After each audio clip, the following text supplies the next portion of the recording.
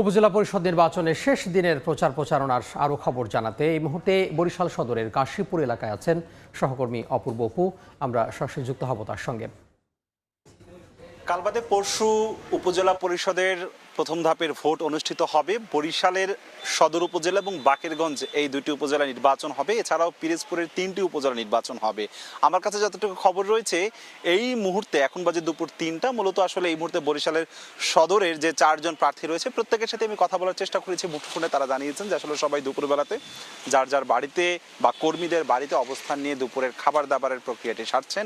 বিকেলের পর 4টা সাড়ে 4টার পরপরই তারা আবার শেষ দিনের শেষ মুহূর্তের শোডাউন দেবে। আজকে বড় সড়ো শোডাউন দেবার প্রত্যেক প্রার্থীরই প্রস্তুতি রয়েছে এবং আজকের জানেন যে আজকে মধ্যরাতেই শেষ হয়ে যাচ্ছে প্রচারণা।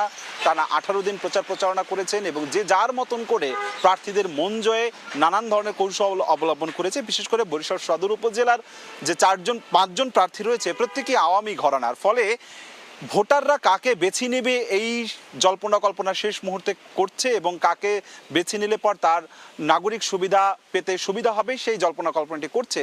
তবে এখানে বেশ কয়েক দফায় কিন্তু সংঘর্ষে হাতাহাতির ঘটনা ঘটেছে। কয়েক দফাতেই বরিশাল সদর উপজেলা এবং বাকেরগঞ্জে কালো টাকার ছড়াছড়ির অভিযোগটি একেবারেই ওপেন সিক্রেট হয়ে গেছে।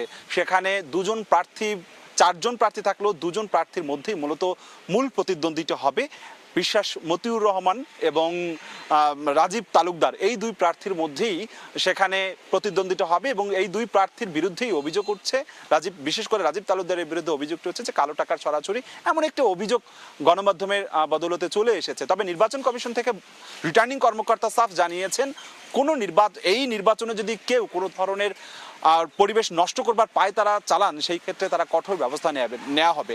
বরিশাল সদর উপজেলা এবং বাকেরগঞ্জ উপজেলা চত্বর থেকে নির্বাচনী সামগ্রী বিতরণ করা শুরু হবে এবং সেই থেকে আইনশৃঙ্খলা রক্ষাকারী বাহিনী কিন্তু বাড়তি তৎপরতা রয়েছে।